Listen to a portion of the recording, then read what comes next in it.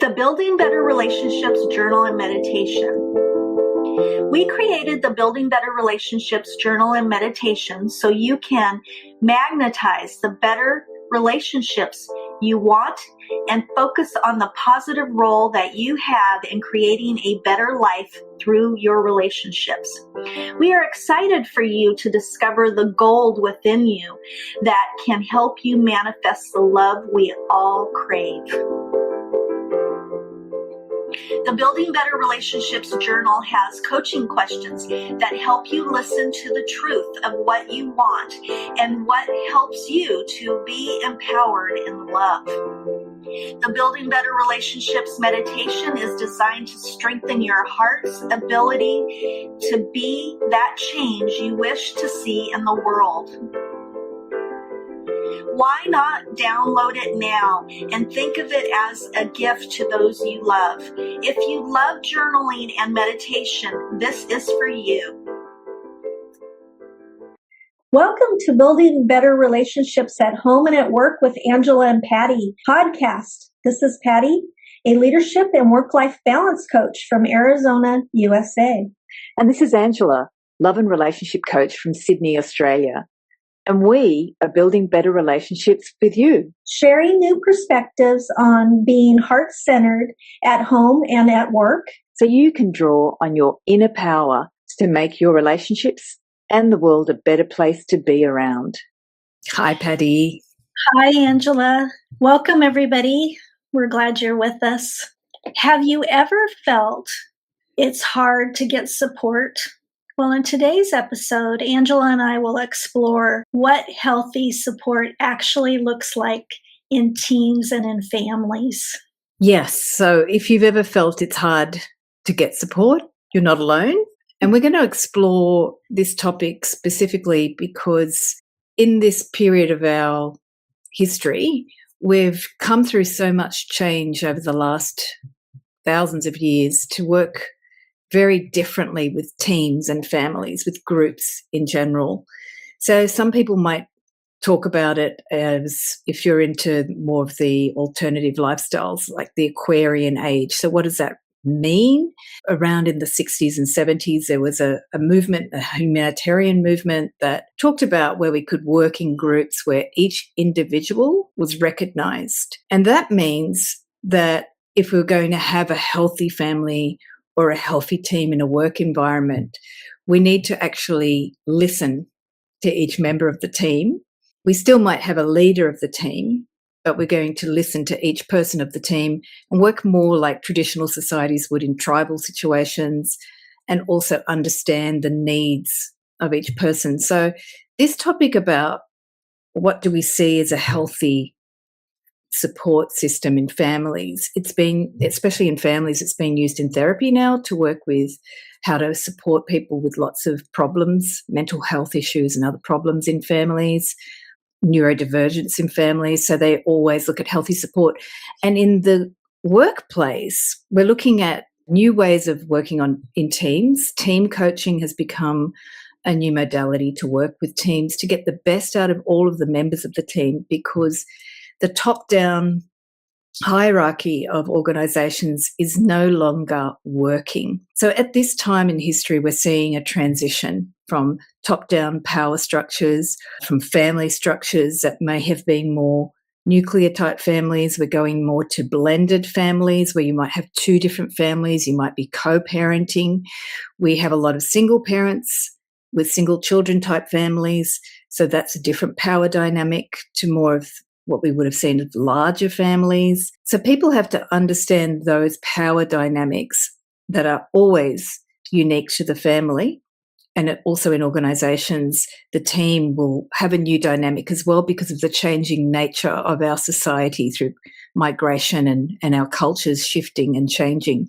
And this is all an opportunity to create things that Patti and I are very passionate about, which is creating new ways of supporting teams and families by looking at what might be a better way of supporting. We're calling it a healthy way of supporting. So if you want to look at new ways of supporting families, this podcast is going to give you a few tips as well about how to do that. And we're going to look at Patti's expertise in the work environment as well. A lot of times, Angela, people don't realize they believe they're being supportive, but it's not landing that way towards the other person. So we're going to explore that. We're going to explore what healthy support feels like. We're going to notice the difference between helping and overstepping. That's a really good clarification. So I think people are very nervous sometimes about how to support people because our culture has shifted so much and everybody's needs now are being demanded to be recognised. We're going to give a few tips on how to offer support. Creating support in the home life as well and in your work environments, one of the resources we can offer you as well is the Building Better Relationships Journal and Meditation. Specifically in the meditation, if you want to expand the feeling of love in your relationships, the meditation works on that. So love is a very big energy. It's not something that you can suddenly download. Support is one piece of love because we all want to be supported. Every human wants to be part of a group, part of a family, a tribe, a society, a planet, a species. Today we're looking at support, but if you want to feel the energy that will help you feel more love in yourself, the Building Better Relationships meditation is a really great resource. And you can check out the link in the show notes. I've got the link on the screen if you're watching the video. And that meditation also will set your intent for what you want in your relationships. And support can be just one of those. Let's do the juicy stuff first. Why support gets complicated. I've already started with a few pointers like our shifting culture, our shifting family structures. One of the key areas where things get complicated is that support, our perceptions of support, are created by how we're raised in our society and our culture. Do you find that you might have these stories about support? We had one at the beginning, it's hard to get support, or no one's there for me. I can't rely on anyone. I can't trust others. I have to do it myself. These are some of the perceptions that we might have inculcated or cultivated when we grew up in our culture or our family. Could be at school, could be anywhere in your upbringing. And I've also hinted at the beginning that one of the other complications is workplace culture. Our society has a top-down sort of structure in the way we organise government, corporations, even spiritual or religious institutions are very top-down. In the workplace, there might be the expectations, the perceptions that you have to produce and perform in a certain way. And Patti has shared a lot of wisdom about this in several podcasts, today she's going to share a little bit more how that interferes. The way Patti and I work is through coaching, and that's why coaches have been brought into the work environment and also for love and relationship, because we have to look at our perceptions, our expectations. One of the things that I've been exploring, Patti, is that sometimes the expectation is what creates the biggest complication. Mm-hmm. And we can just shift the way we look at the expectation, and that changes the way you relate to the other people around you or how you communicate the type of support you might want or need. The other thing that really complicates it in personal relationships, but also in the work environment, which Patti will share on soon, is that sometimes we have a big thing that happens, like a divorce or a loss of a child. And what happens around that big event creates some flavors, like these type of lenses on your perception around support. A young woman that really touched my heart last year was talking about when there was a situation of trauma and violence in her family. Her mother got the support, but as she was a child when it happened, she was kind of ignored by the system or the support workers that the government provides here in Australia. And it changed her ability to feel able to trust institutions. And it really actually added a second trauma on top of the abuse. So sometimes these big events, then start to flavor the way we even are feeling comfortable to ask for support or to engage with people supporting us. So, Patti, let's look at some other ways in the workplace that support can get complicated or feel complicated. All of us at work, we always have good intentions, but it can lead to resentment, lead to burnout, power struggles, those type of things. So I'm going to talk a little bit about that.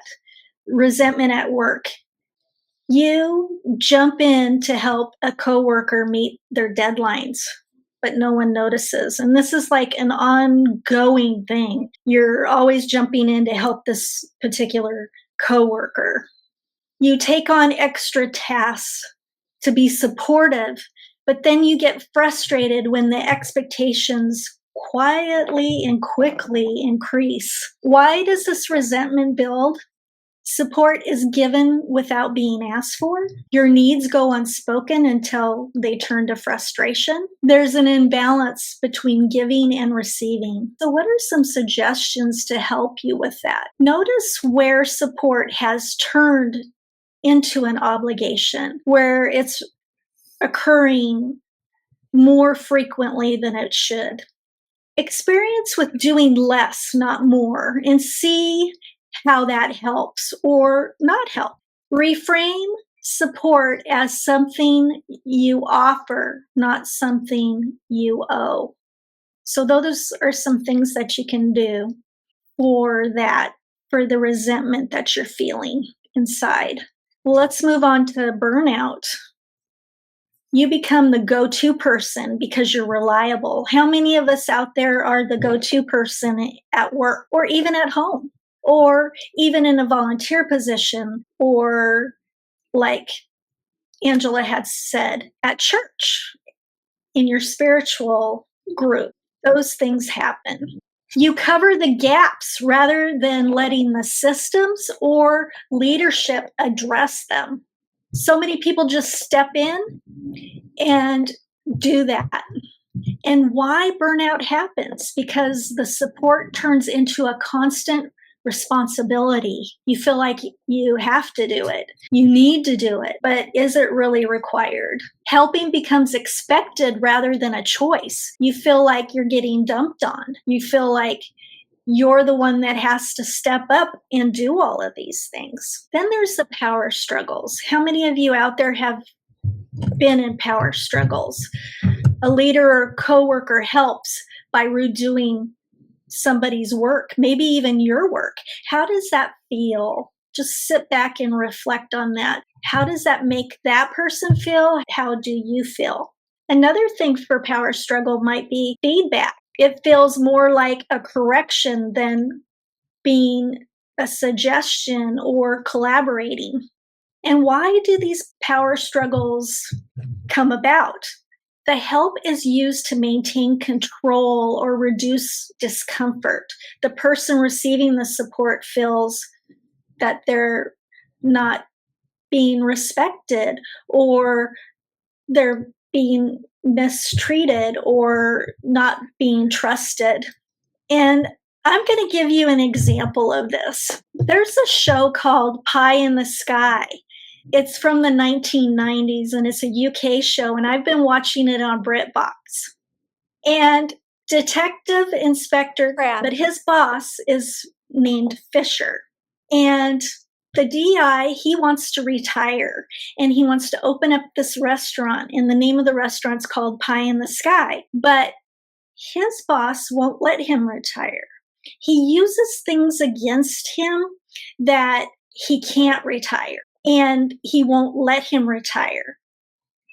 And as time goes on in the series, you find out why his boss, Mr. Fisher, doesn't want him to retire, because he's so good at his job. He is able to figure out investigations and get the right people that are the ones that have done the murder or whatever the situation is.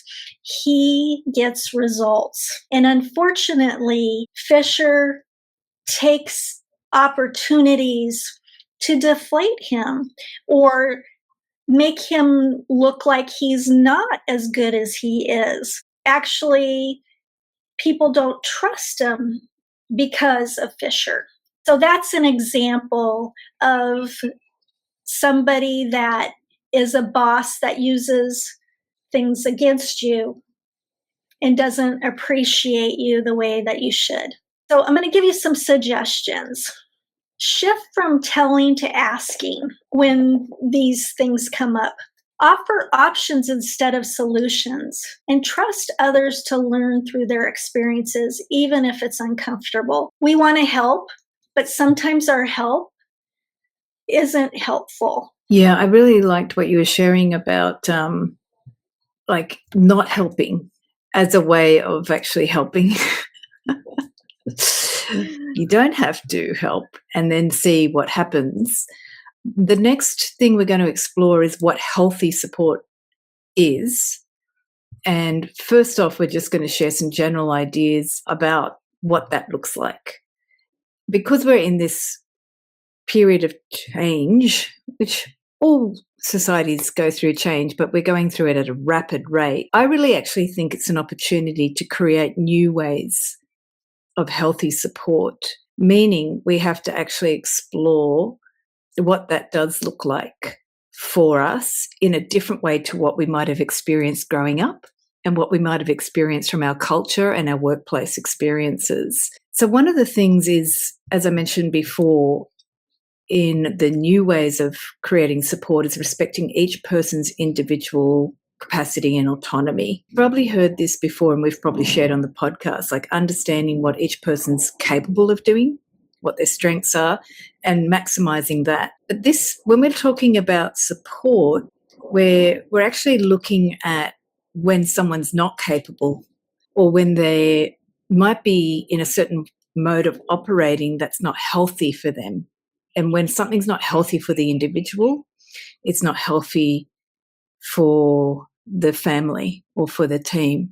I've got an example here. If someone has a family member on the neurodivergent spectrum, when that person is misunderstood, it's not only unhealthy for the individual, it's unhealthy for the family. The family then starts to have all this misunderstanding and these breakdowns of connection and relationship, and just problems happen because you could have just simply understood what the person's required support was and created a practical outcome for that.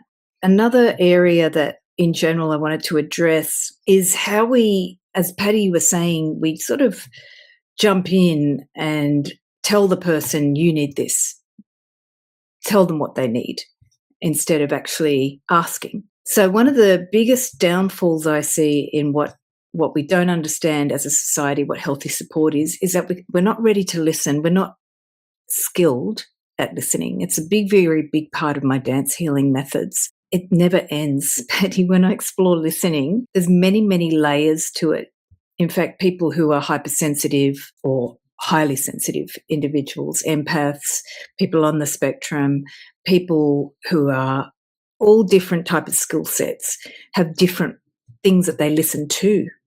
So that tells us that this new way that we're going to be creating support is there's different ways to listen. How do you listen? What do you listen to? What do you pick up? And for me, healthy support and what we can create as new ways of supporting each other is being aware of what do you notice? How do you listen? Do you notice how people are feeling? Or do you brush over that? It's a very common thing in families. I think we get caught up in the busyness of living and washing the dishes and getting the food. Do you actually notice if your parents are stressed? A lot of children will absorb that stress automatically, but then as they're growing, they don't become conscious. They just go into their fear of what they've inculcated growing up with the stressed parents. So they might have some stories like, I can't ask for help from my mum or dad or parent because they grew up not asking because they felt the parents were stressed. So there's many ways we could develop new ways of support if we come very finely tuned to our listening and noticing what you do notice in your work environment. That's also listening to yourself. Are you upset by certain things that are not provided in the work environment? Do you tend to shut down or do you tend to sort of go, okay, how can we create new forms of support here? And they can be structural things. They don't have to be just listening to people and understanding how they're feeling. They can be system-based ways of creating support. If we're going to have AI creating all of this wonderful stuff for us, how can we use that to create new forms of support that help people, enliven people, not just create another thing for productivity and another thing to punch on a phone or a computer screen? So these are the general things I wanted to address. And then we're going to go a little bit deeper later into personal relationships, about other things to consider in terms of our changing relationship structures and changing relationship dynamics. Patti, let's look at what healthy support in teams and the workplace can be. And you can give us some examples. Sure. Supportive leadership builds trust, confidence, and gives the confidence of being capable to do your job to your very best. So at work, a leader sets clear expectations, then allows flexibility in how the work gets done. So they give their employee the leeway to do it in the way that they want to do it and to get it done. And I'm telling you, great things come out of this, because you might be doing it one way, but then your employee does it another way, and it's even better. And to celebrate that this is something even better than the way that it was being done before. A supportive manager pauses and asks, what kind of support would be most helpful? Not assume that they want instruction, be told what to do, all of those things, but ask, how can I help you? Would you like help? What do you need? Tools to get the job done. How can I help? When you give feedback, you're focusing on their growth, not controlling them. Like the example that I gave earlier, Fisher controls his employees with fear of losing their pension, fear of losing their job, fear of people thinking that they don't do a good job, those kind of things. You want the opposite effect. You want people to expand and grow and learn and be their best. And it's important for us to let it be okay to have learning curves and mistakes. Mistakes let you grow. You figure out, okay, I made this mistake. How can I do it better next time? And that's how you become better. If you never make mistakes, how can you grow to learn something new? Yeah, I'm still learning how to make mistakes. I think we all are. But it's okay, because that's how you learn, really. If you make a mistake, you say, okay, I did this. How can I do it next time so that it'll be better and there won't be a mistake there? Or ask for help. This is what I did. How can I do it next time so that it's better? One thing I'm also learning too is the way that families can be supportive, for example, is a conversation about some of these things that might happen at work. So sometimes you just need to vent to your families about the dysfunctional stuff at work. But what if your family member can just be a listening ear and say, you know, what sort of support, what can I do to help you? Or what can you do differently? These are some of the coaching questions we pose. And what could be a better way for you to be supported at work? Because sometimes your family member actually can get these downloads while you're reviewing your workday with them. Next time we're going to talk about taking things home from work. But right now we'll look at how healthy support could look and can be in family and personal relationships. A lot of this is flavoured by the actual dynamic of the family and the structure. So if we're looking at maybe the parent and the child dynamic, this is flavoured already by someone's older and someone's younger. So healthy support starts with actually understanding what's involved in that dynamic. You can have parents that start to treat their children as a friend. And I don't know if that always works, Penny. You can feel like You want them to be your friend, but then you have to resort back to then saying, look, I'm your parent here, and this is my role. My role is to protect you. But how do you move between those roles? Are you aware of those dynamics as the parent? And the child will often not be aware.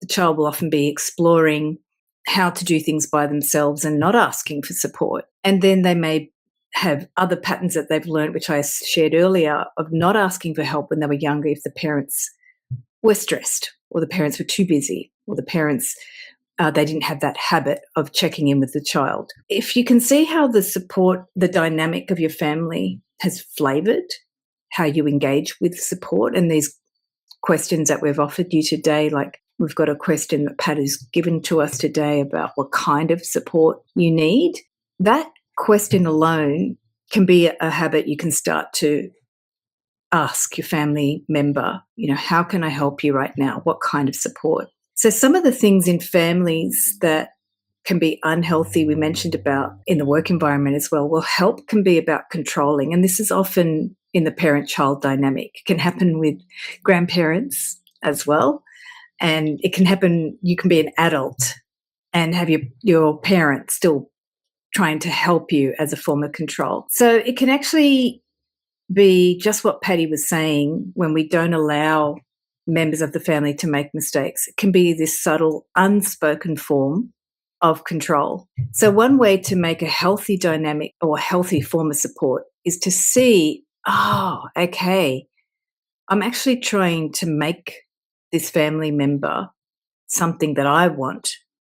But you have to actually see it operating, and you have to start to have that desire to want that person to respond more organically or naturally what's in their highest good. If we try to control our family members, what's underneath that is many times this desire that they would just do what we want them to do. And that's totally normal. But if you start to see that you want them to be the way you think they should be, that's the first step. And then the second step, what's healthy, is to say, okay, what do I really want for them? To start to see, what would you want for them? And normally it's for them to be happy. But in parent-child dynamics and family dynamics, we often have that habit of controlling. What I tend to do is actually see the controlling dynamic in the family as a very important learning tool. All children are born into a dynamic where they're naturally a bit less in control. And that's a very important thing to realize when we're trying to create healthy support. There is a reason that all human beings are born helpless and in somewhat dependent on these older, bigger siblings and parents and family members. We actually need to see that sometimes being in a form of control is teaching us how to get independence. It's a very important, it's like shaping a sword in the fire, or shaping a beautiful sculpture from the potting wheel. When you work with clay, you get a lump of clay and it's a big lump. But then as the child starts to grow through life, they start to get these shapes, and sometimes they're a bit crooked, and then on the wheel you start to smooth out those shapes.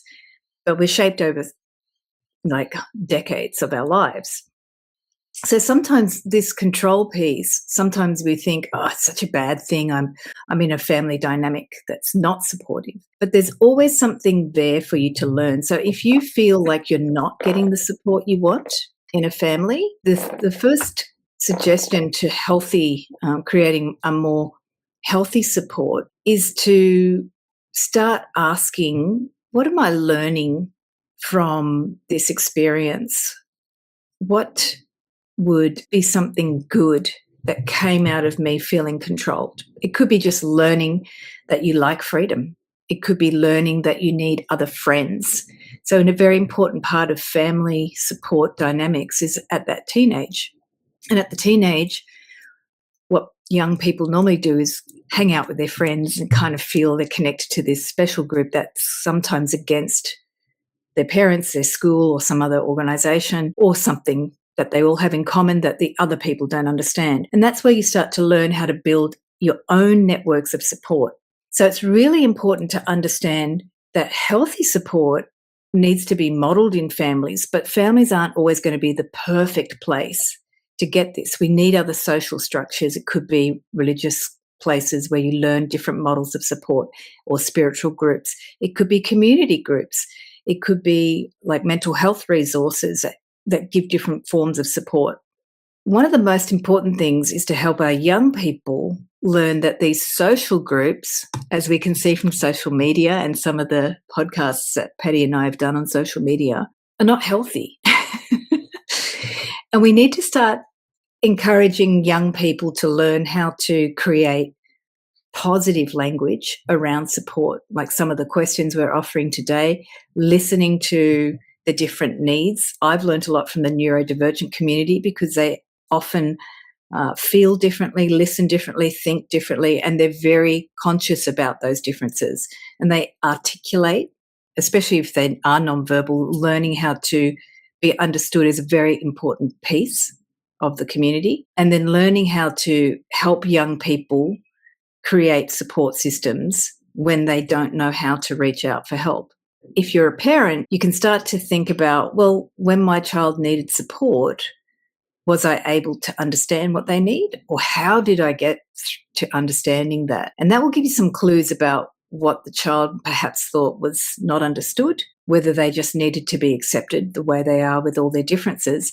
And did you then start to see how the differences are teaching you about the kind of specific support that they need? Because healthy support basically starts back what I shared earlier with listening to the specific nuances of the person, how they feel, how they process, how they think, and how their environment supports them or doesn't. And that's going to be for every individual. You don't have to be neurodiverse. Every person is supported and not supported by their environment. And that process itself is like sculpting this beautiful sculpture. When you learn what doesn't support you, that's a step to finding the thing that can support you. And it's actually a very creative process and a very brilliant process when we're looking at mental health services. From my experience here in Australia, what we do is we start to understand how the family may not be functioning, and then we start to build ways that the family can bridge that gap.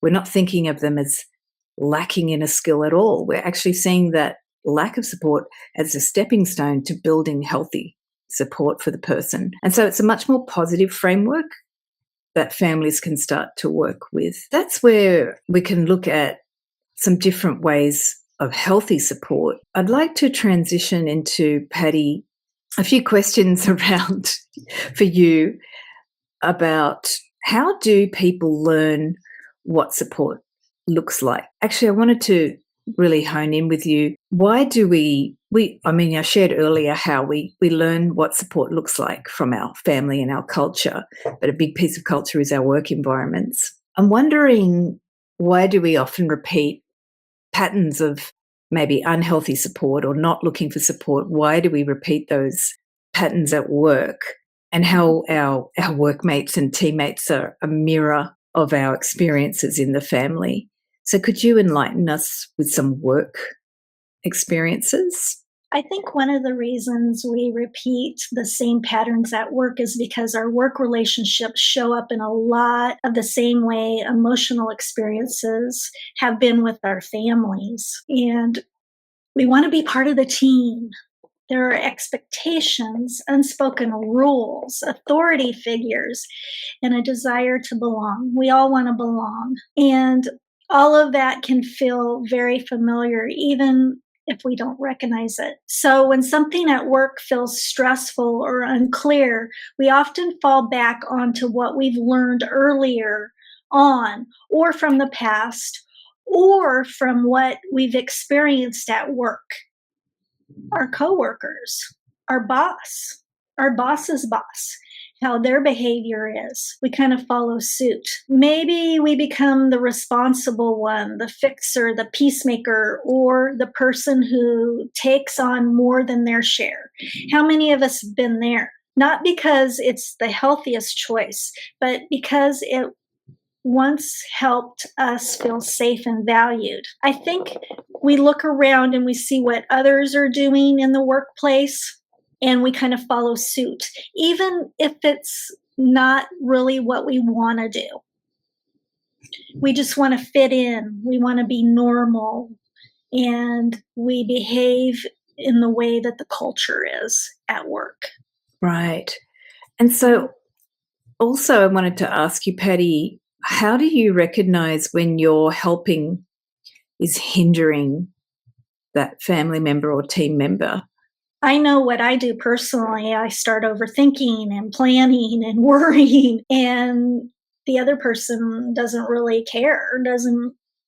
It doesn't bother them at all. Maybe I'm more invested in the outcome than they are, is another clear signal. At that point, what looks like support can actually be preventing growth because I'm unintentionally taking away their opportunity to grow, learn, and build more confidence. I think that's when you know, kind of by their behavior. Am I being supportive and it feels good? Or is it coming across into overfunctioning, having this sense of urgency or responsibility that doesn't quite feel right? That often is a sign that it isn't right. I don't know about you, Angela, but I was still working on not being a people pleaser anymore. And I found myself taking responsibility for other people's actions when I really shouldn't have been doing that. And that's a hindrance too, because people need to take responsibility for their actions.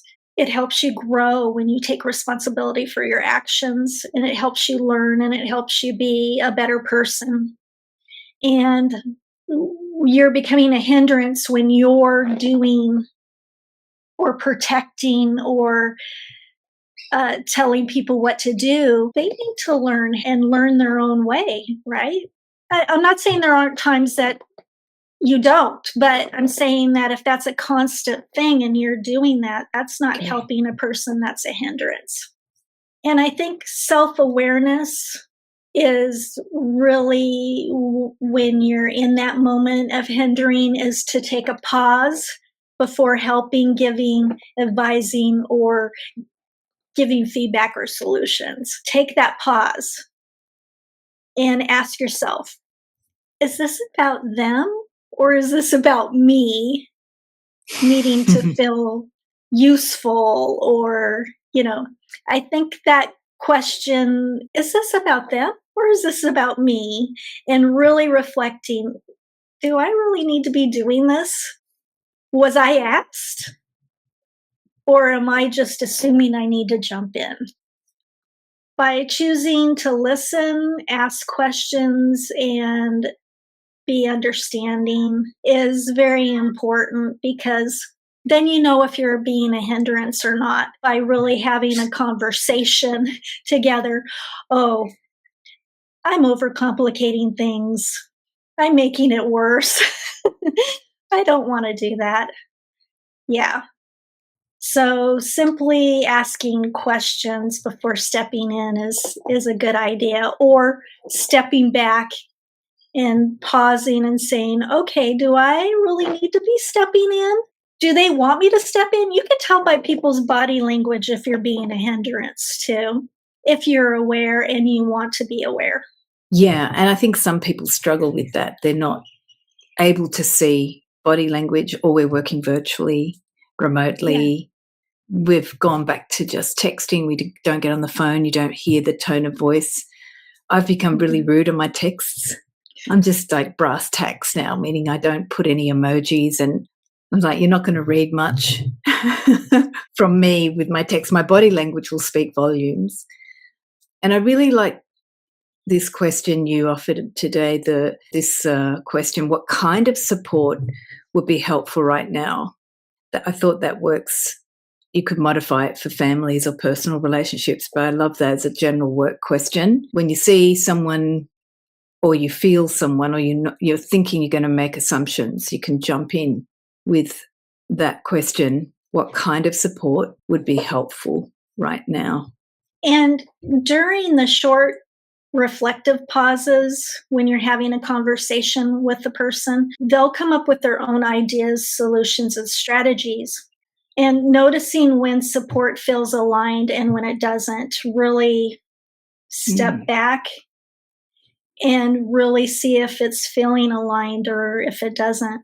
Let go of guilt around not fixing it and taking responsibility to fix it. That can be hard, but just step back and say, is this really me wanting to do this? Or are they asking for the help because they want support? And honoring that growth often includes discomfort. You don't want to see people struggle, but sometimes they have to work it out. And it's very good for them to work it out in their way of working it out, not you jumping in. And let them take their time and figure it out, and be supportive to them if they ask, if they want your help. Well, you've helped me just now, Patti, be more patient about having people work things out in their time, because I think for me, I foreground fastness sometimes about, well, this is broken, so just fix it. Mm-hmm. If it's support systems that aren't flowing, and I'm trying to come up with strategies quickly. But what you've just alerted me to was that people have their own time and way and place about and process about reaching that way. They may not have the same speed as me, or they may have a different perception about what needs to be fixed or what's broken. So as a feeling type person, I think for me would be important, after listening to the podcast, just exploring what would be a feeling way of listening to what's not working, but also having more patience to listen to and feel others, and be creative about creating solutions, about support, which is what we were sharing about healthy ways of support. It's a creative way of looking at it, not a fixing way. So we have to have different modes of operating, and maybe different time zones, time speeds Process. to what I would prefer. Yeah, to time process to what I'd like to. Yeah, I mean, everybody's unique and different and have their way of processing things. Some people are quick to jump right and do it. Some people want a little bit of time to think about, what are my options? How should I do it? How do I want to do it? What's going to work best? They need a little bit more time to process, and there's nothing wrong with that. That is actually good, because you're not rushing into something and then dealing with the repercussions of it afterwards, right? Yes. So, and Patti, we have a question for the listeners. We always finish the podcast with a reflection question and an affirmation. So would you share that with us? Yes. So our reflection question is for you to journal about or reflect on, or just spend some time with this question is, when has support felt helpful to you? And when has it felt overwhelming? And this really helps, like what Angela says, to kind of feel what other people may be feeling, because you haven't spent the time to really reflect on, oh, this has happened to me. How did I feel when this happened? Great. So just to review, Patti, what are those simple practices people can try besides this reflection exercise? Yeah. So pause before helping. Ask for clarity on your questions about the situation. I think asking questions is a good way to find out what's going on, what they may need help with. Maybe they don't need any help whatsoever, or just a way of supporting them because you can understand the situation and where they're at in the situation. And then another tool is to notice your body when you're overhelping, or when you step in. Are you coming from a sense of urgency, or is it more calm? Because that's another big clue whether that support is healthy. If it's healthy for you, it'll be more healthy for the other person. Right. Practice offering listening and being available instead of giving solutions. Just be Great. there for them. Yeah. Yeah. It's such a foundation of coaching, but it's really important, the way forward for our culture these days, where people are too busy and just can't really give that time to the most foundational way of connecting to being human. Yeah. So, Patti, what's our affirmation for the show today? So, our affirmation for today's podcast is I can be supportive without taking over. And I need to say this affirmation quite a bit to myself. I have a few other words I have to add to mine. I can be supportive without tearing down the other person for not meeting my expectations and taking over. So if you want further support to work on anything we've brought up today, you can also check out the show notes links for our healing and coaching sessions with Patti and myself. We've got the links below, and we can help brainstorm about, creative ways of creating new forms of support for you in home life, relationships, and work life as well. So thank you, everyone, for listening and joining today. Yes, thank you, everybody. And we invite you to reflect, share, or continue this conversation in the comments. We would love to see how you handle these situations. Bye. Bye. Thank you.